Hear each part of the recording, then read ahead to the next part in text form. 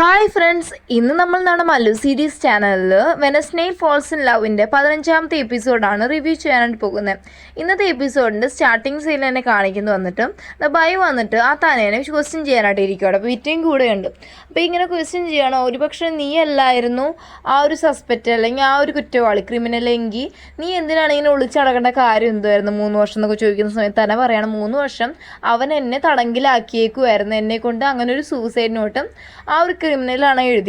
മാത്രമല്ല അപ്പോൾ ഇവൻ ചോദിക്കുവാണ്, നമ്മുടെ ബൈ ചോദിക്കുവാണ്, നിനക്ക് എന്നാൽ പോലീസിൻ്റെ അടുത്ത് വന്ന് റിപ്പോർട്ട് ചെയ്തുകൂടായിരുന്നു, നീ എന്തുകൊണ്ട് റിപ്പോർട്ട് ചെയ്തില്ല, നീ എല്ലാ കുറ്റവാളി അവനാണെന്ന് നീ എന്തുകൊണ്ട് റിപ്പോർട്ട് ചെയ്തില്ലെന്ന് ചോദിക്കുന്ന സമയത്ത് തന്നെ പറഞ്ഞു, എൻ്റെ അടുത്ത് അവൻ പറഞ്ഞത് ലാസ്റ്റായിട്ട് നീ ഞാൻ പറയുന്ന കെമിക്കൽ കൊണ്ടുവന്ന് എനിക്ക് തന്നാൽ മതി, നിൻ്റെ പേര് ഇതെന്നെല്ലാം ഞാൻ നീക്കിത്തരാമെന്ന് അവൻ പ്രോമിസ് ചെയ്തായിരുന്നു. അതിൻ്റെ പേരിലാണ് ഞാൻ ആ കെമിക്കൽ കൊണ്ട് കൊടുത്തത്. ആ സമയത്താണ് അവനെ തടങ്കിലാക്കിയെന്നൊക്കെ പറയും കേട്ടോ. അത് കഴിഞ്ഞ് ക്വസ്റ്റ്യൻ എല്ലാം ചോദിച്ചു കഴിയുന്ന സമയത്തും നമ്മുടെ നിക്ക് അവിടെ വന്നിട്ട് ഒരു കാര്യം നമ്മുടെ ബൈനെ വിളിച്ചുകൊണ്ട് പോയി പറയാണ്. ഇപ്പം ഇവനെ ഓൾറെഡി പിടിച്ച് ജയിലിൽ പിടിച്ച് വെച്ചേക്കുവാണ്, മീൻസ് ആ ഒരു പോലീസ് സ്റ്റേഷനിൽ പിടിച്ച് വെച്ചേക്കുവാണ് തന്നെ. ആ സമയത്ത് മൂന്നാമത് ഒരു വിക്ടിമും കൂടി വന്നിട്ടുണ്ട്, മീൻസ് ഒരു പെങ്കൊച്ചിനും കൂടി കൊന്നിട്ടുണ്ടെന്നും. അതുകൊണ്ട് തന്നെ അവിടെ പ്രസ് കോൺഫറൻസ് നടക്കും. അപ്പോൾ ചീഫാണ് എല്ലാവർക്കും ഉത്തരം പറയുന്നത്. അപ്പോൾ അവിടെയുള്ള ആ ഒരു പ്രസ്സുകാരൊന്നും ചീഫിനെയാണ് നിർത്തി പൊരിക്കുന്നുണ്ട് കേട്ടോ. എന്ന് വെച്ച് കഴിഞ്ഞാൽ ഓൾറെഡി നിങ്ങൾ തന്നെ പിടിച്ചല്ലോ, എന്നിട്ട് ഇപ്പോൾ ഒരു വിക്ടിം അയാൾ ഓൾറെഡി പോലീസ് സ്റ്റേഷനിൽ ഇൻട്രോഗേഷനുള്ള ടൈമിൽ തന്നെ വന്നു. അപ്പോൾ അയാളായിരിക്കത്തില്ലേ വിക്ടിം, നിങ്ങൾ എന്തിനാണ് കുറ്റം ചെയ്യാത്ത ആളെ പിടിച്ചു വെച്ചേക്കുന്ന രീതിയിലുള്ള ക്വസ്റ്റ്യൻസ് ഒക്കെ വരുന്നുണ്ട്. അപ്പോൾ അതിൻ്റെ ഒരു ടെൻഷനിൽ ചീഫ് എന്ന് വഴക്ക് പറയുന്നത് നമ്മുടെ ബൈനെയാണ്. ബൈൻ്റെ അടുത്ത് ചോദിക്കുവാണ്, നിൻ്റെ അടുത്ത് ഞാൻ ഒരു വട്ടം പറഞ്ഞതല്ലയോ നീ ആ ലൂഗറിൻ്റെ കേസിൻ്റെ പിന്നാലെ പോരുന്നു, പിന്നെ നീ ആ ലൂഗറിലെ കേസിൽ ലൂഗറിൻ്റെ ആളുകളായിട്ട് ഇന്നലെ വഴക്കാരെന്നൊക്കെ ഞാൻ അറിഞ്ഞായിരുന്നല്ലോ എന്ന് ചോദിക്കുന്ന സമയത്ത് പോയി ചോദിക്കാം, ചീഫ് നിങ്ങളിതെങ്ങനെ അറിഞ്ഞിരുന്നു? അപ്പോൾ ചീഫ് പറയും, നീ എന്താ എല്ലാ കാര്യവും എൻ്റെ കയ്യിൽ നിന്ന് മറച്ചു വയ്ക്കാമെന്ന് വിചാരിച്ചുകൊണ്ടാണോ നീ ഇരിക്കുന്നതെന്ന് ചോദിച്ചിട്ട് പറയുവാണ്, എന്തുമായാലും 2 ദിവസത്തിനകം എനിക്ക് റിയൽ ആയിട്ടുള്ള കൾപ്രിറ്റിനെ നീ പിടിച്ചു തന്നേ പറ്റുമെന്ന് പറഞ്ഞിട്ട് ചീഫ് അവിടെ നിന്ന് പോവാണ്. ഇനിയാണെങ്കിൽ നമ്മുടെ ഹാൻ അതുപോലെ തന്നെ നമ്മുടെ നിക്ക് രണ്ടുപേരും വന്നിട്ട് ക്വസ്റ്റ്യൻ ചെയ്തുകൊണ്ടിരിക്കുക തന്നെ. അപ്പോൾ തന്നെ വന്നിട്ട് അവൻ്റെ സൈഡിലൊരു തെറ്റുമില്ല, എല്ലാ തെറ്റും ചെയ്താൽ ക്രിമിനലാന്നുള്ള രീതിക്കാണ് ഓരോന്നിനെ ആൻസർ പറഞ്ഞു. ഇതെല്ലാം മിങ് പുറത്തുനിന്ന് കാണുന്നുണ്ട്. അപ്പോൾ ലിങ് ഇതെല്ലാം നോട്ട് ചെയ്യും. എന്നിട്ടാണെങ്കിൽ ഈ ടൈമിൽ കാണിക്കും കേട്ടോ. അപ്പോൾ വിറ്റയാണെങ്കിൽ അവളുടെ ഓഫീസിൽ ആ ഒരു ടേബിളിൽ ഇരിക്കുന്ന സമയത്ത് സെൻ അവൾക്ക് മെസ്സേജ് അയക്കാം. പക്ഷേ മെസ്സേജ് അയച്ചിട്ട് വരാൻ പറയും കേട്ടോ. എന്ന് വെച്ച് കഴിഞ്ഞാൽ ഡേറ്റിങ്ങിന് 3ാമത്തെ ഡേറ്റിങ്ങിന് വരാൻ പറയാം.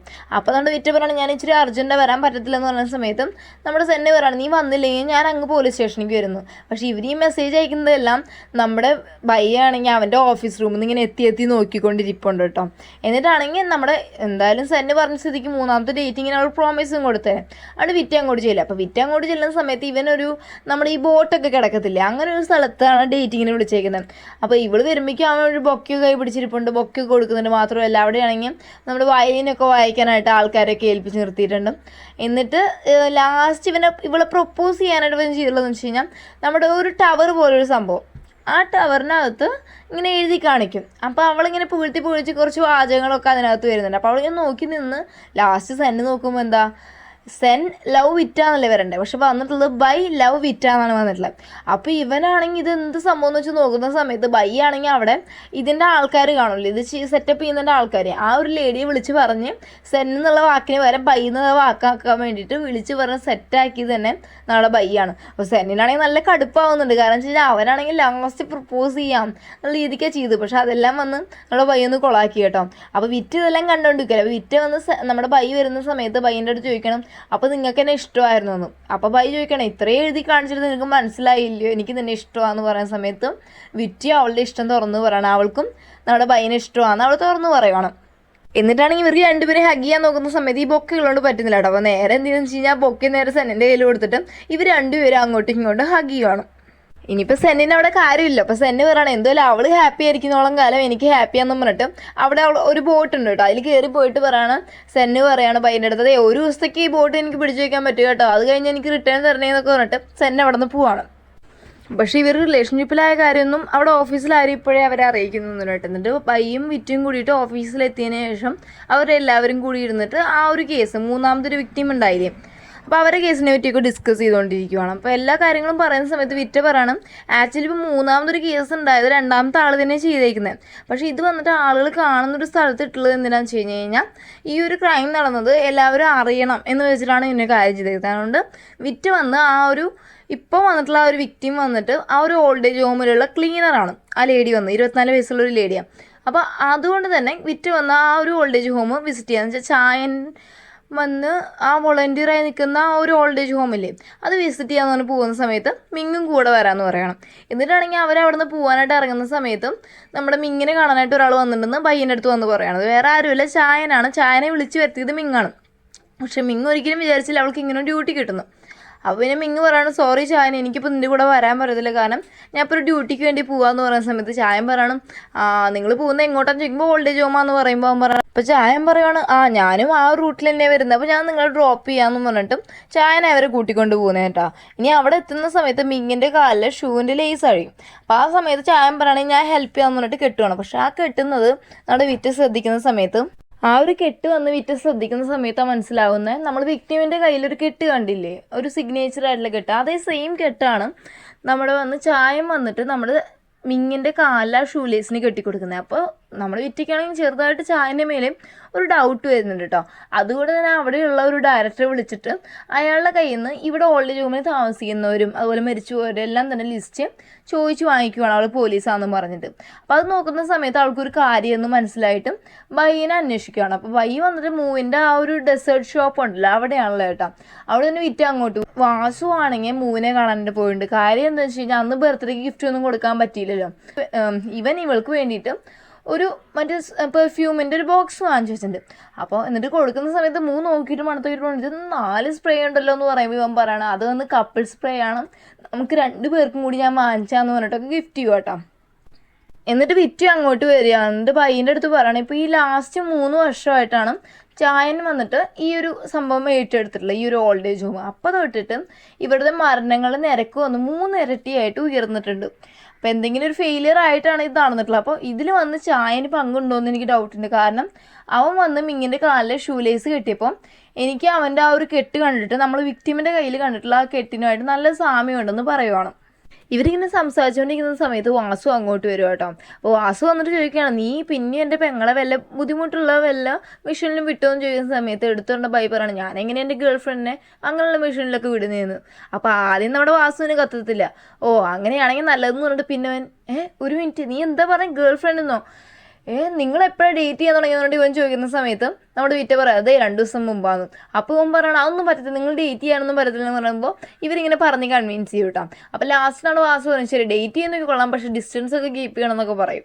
ആ സമയത്ത് അങ്ങോട്ട് വന്നിട്ട് മൂവും വരും കേട്ടോ. അപ്പോൾ മൂവ് പറയും എനിക്ക് ഓൾറെഡി അറിയായിരുന്നു ഇവിടെ വന്നപ്പോഴേ ഇവർ രണ്ടും ഡേറ്റ് ചെയ്യുവാണ്. കാരണം വെച്ച് കഴിഞ്ഞാൽ മറ്റേതെന്ന് വെച്ചിട്ട് വിറ്റ് വന്നിട്ട് ബയ്യൻ്റെ അടുത്ത് മാറിയിരിക്കുന്നത്, ഇന്ന് വന്ന് അവർ അടുത്തടുത്തായിരുന്നു. അപ്പോഴേ എനിക്ക് കാര്യം മനസ്സിലായെന്ന് പറയുന്ന സമയത്ത് നമ്മുടെ വാസു വരും, അപ്പോൾ നീയും എന്നെ ചതിക്കുമായിരുന്നല്ലോടി, നീ അറിഞ്ഞിട്ട് എൻ്റെ അടുത്ത് പറയാൻ. അത് കഴിഞ്ഞിട്ട് അവിടെ നിന്ന് സീൻ കട്ടായി കഴിഞ്ഞാൽ കാണിക്കുന്നു വന്നിട്ട് നമ്മുടെ ചായം വന്നിട്ട് നമ്മുടെ മിങ്ങനെ വന്ന് അവളുടെ ആ ഒരു അപ്പാർട്ട്മെൻറ്റ് ഉണ്ടല്ലോ അവിടെ കൊണ്ടുവന്ന് ആക്കിയിട്ട് പോവാട്ടോ. പോകുന്ന സമയത്തും അവൻ്റെ ബിഹേവിയറിൽ എന്തോ ഒരു പ്രശ്നമുണ്ട്. അവനൊരു സ്ഥലത്ത് ഒരു ടെറസ് പോലൊരു സ്ഥലത്ത് നിന്നിട്ട് സയനൈഡിൻ്റെ കുപ്പി എടുത്തിട്ട് ഒരു മോതിരം കയ്യിലിടുന്നുണ്ട്. അതിനകത്ത് ഒരു മറ്റേ ഒരു നീഡിൽ പോലെ സംഭവമുണ്ട്. അപ്പോൾ അത് വെച്ചിട്ടാണെന്ന് തോന്നുന്നു അവർ വന്ന് വിക്ടിംസിനെ എല്ലാം വന്ന് പോയിസൺ ചെയ്യുന്നത്.